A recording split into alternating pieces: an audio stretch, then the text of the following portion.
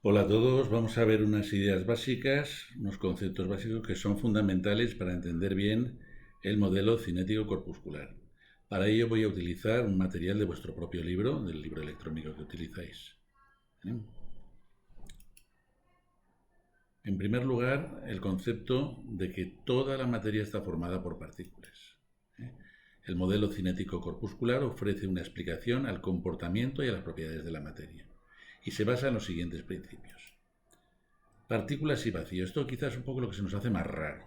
¿Cómo que vacío? ¿Habrá aire? Pues no, no hay aire, hay vacío, ahora lo veremos. Distintos tipos de partículas, pues tendremos distintos tipos de sustancias. ¿Vale? Y luego, yo os he puesto en paralelo estos dos principios, que son partículas que se atraen y partículas en movimiento, porque están íntimamente relacionados unos con otros, una cosa con la otra. ¿Vale? En el libro están en otro orden, en el orden inverso. ¿Vale? Empezamos con partículas y vacío. En el libro os dice, toda la materia está formada por partículas o corpúsculos, por eso se llama teoría o modelo corpuscular, ¿vale? Separadas por espacio vacío. Entonces lo que vamos a hacer nosotros ahora es, en lugar de coger este dibujo que os aparece en esa página correspondiente, vamos a coger otro dibujo que os ofrece en otro momento, donde se ve mejor, más claro, ese hueco en el cual nosotros pensamos, bueno, pues aquí tiene que haber aire. Pues no, no hay aire, no hay nada, no hay nada. La mejor forma de ver que aquí no hay nada es coger precisamente el aire, y ahora lo veremos con otro ejemplo. Cada una de estas bolitas, esferas que nos presenta, se corresponden con un corpúsculo, con una partícula o corpúsculo que tenéis en la parte superior. ¿Vale? No existen pinzas para coger moleculitas. ¿Eh?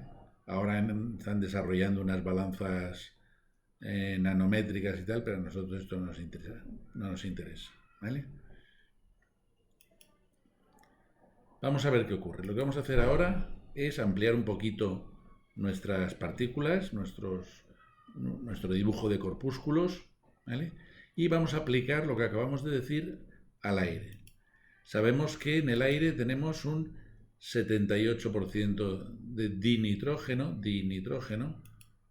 un 21% de dioxígeno y un 1% de otras cosas. Esto es un promedio, ¿vale? Hemos cogido de las otras cosas uno de los posibles componentes, que serían las moleculitas de agua que conocéis muy bien, ¿vale? Bueno, quiere decir que cada uno de estos corpúsculos que tenemos aquí estará formado por moléculas de alguna de estas cosas.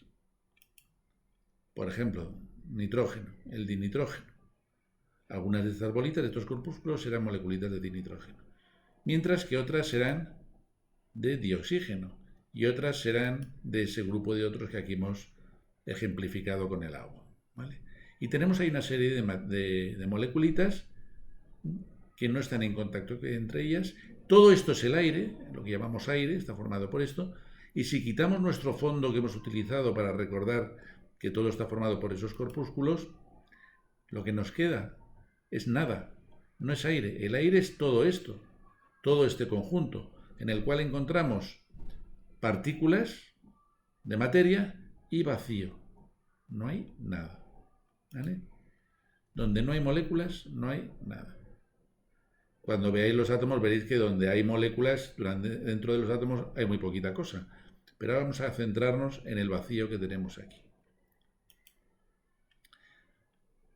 Si lo aplicamos a un sólido, por ejemplo, a un clavo, el clavo no es de hierro, son de acero, ¿eh? No son hierro puro, son unas aleaciones de hierro y carbono, pero no, a nosotros eso nos da igual. Vamos a coger nuestros atomitos de hierro, átomos de hierro, que forman una red metálica. Esos corpúsculos ahora están formados por átomos de hierro que forman una red. Y en el medio no hay nada. Hay que tener cuidado porque alguien me dirá, bueno, es que como es una red metálica, está en la nube electrónica y tal. Bueno, eso no nos interesa, ¿vale? Distintos tipos de partículas. Nos dice que en el modelo cinético corpuscular explica la diversidad de sustancias puras mediante la existencia de distintos tipos de partículas. Cada sustancia pura está formada por partículas de un tipo concreto. Si cogemos nuestro dibujo, nuestro esquema de corpúsculos, de partículas, podemos ir colocando en cada uno de ellos un tipo de compuesto. Por ejemplo, de sustancia. Hemos cogido aquí y hemos cogido una sustancia pura de solamente nitrógeno, dinitrógeno. Si cogemos solamente dioxígeno, pues tendríamos una sustancia pura formada por cada una de esas partículas, cada uno de esos corpúsculos está formado por algo concreto, por algo específico. En este caso, dioxígeno, en el anterior dinitrógeno. Y en el tercero podemos poner nuestras moleculitas de agua. Volvemos a decir que cuando queremos ver esto desde el punto de vista de los enlaces químicos, se nos complica un poquito la idea. Pero esto, para entenderlo, nos basta. Cada tipo de sustancia pura está formada por un tipo de partículas. Si nos fijamos, aquí podemos repasar algo que ya hemos visto. Aquí tenemos que solo hay nitrógeno, por lo tanto es sustancia pura simple, mientras aquí también tenemos una sustancia pura simple, solo hay oxígeno.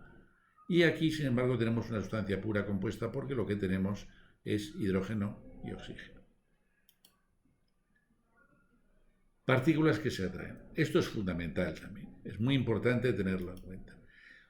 Cuando las partículas están suficientemente cerca, si las separamos, somos capaces de cogerlas con nuestras pinzas de átomos y no las llevamos lejos, la fuerza de atracción se va debilitando hasta que llega un momento en que no es efectiva, ¿no?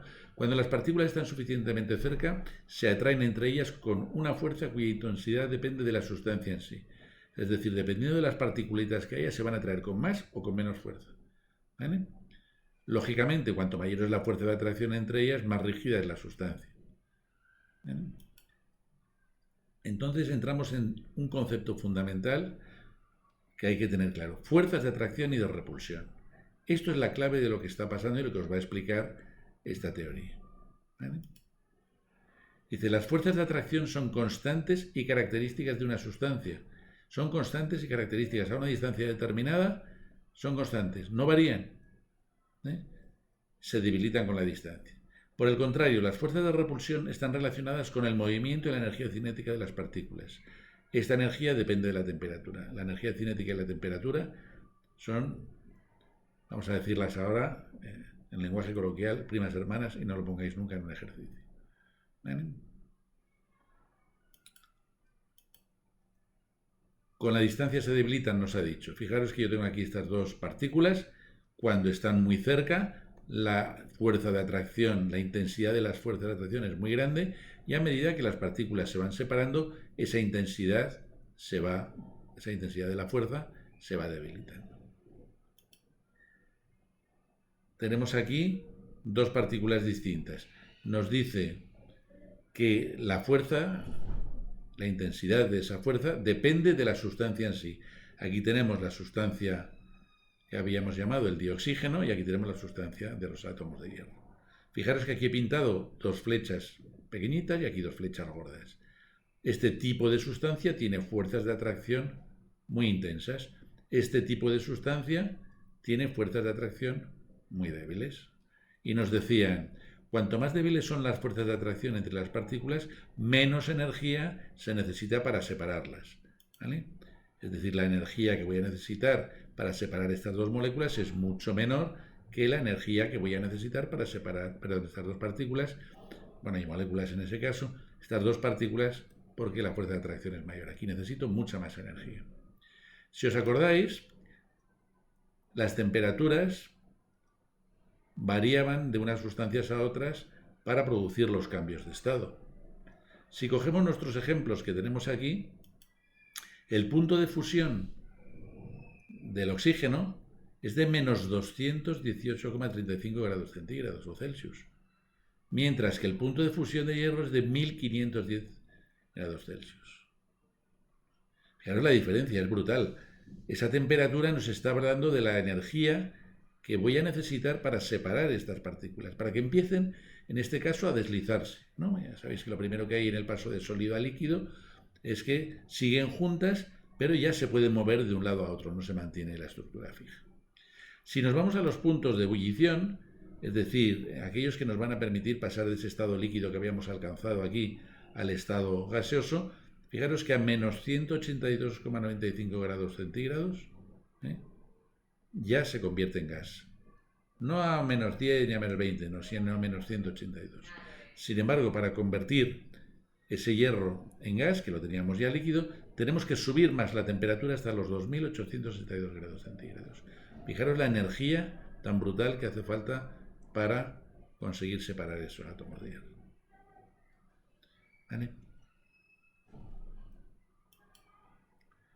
Partículas en movimiento. Según el modelo, las partículas están en continuo movimiento, y este movimiento es más rápido cuanto más alta es la temperatura a la que se encuentra la sustancia.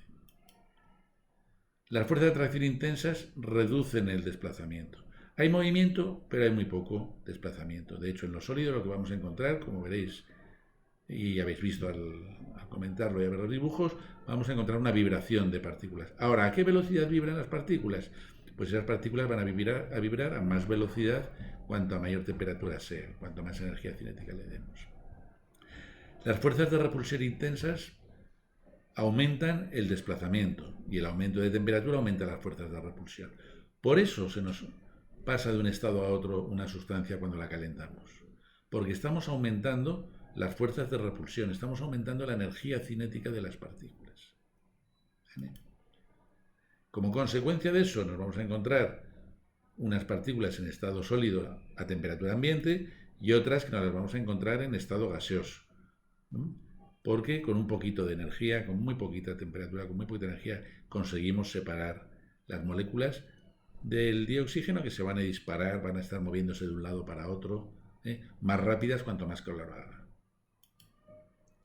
Y entonces nos podríamos empezar a reflexionar sobre cosas que hemos estado estudiando.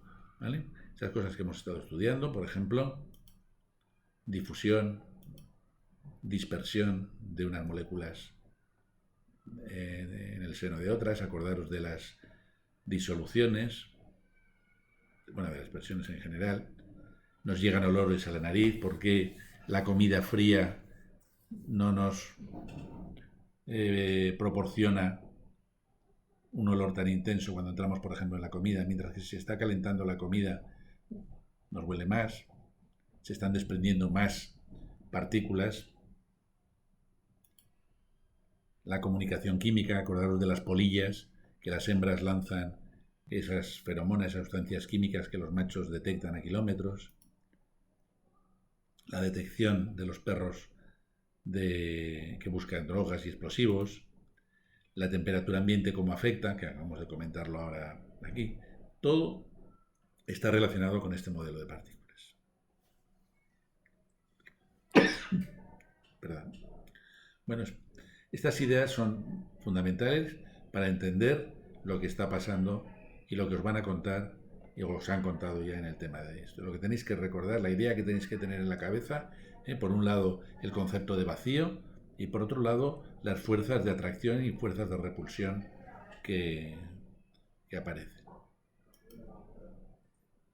Bueno, espero que esto os haya aclarado una idea y os haya sido útil.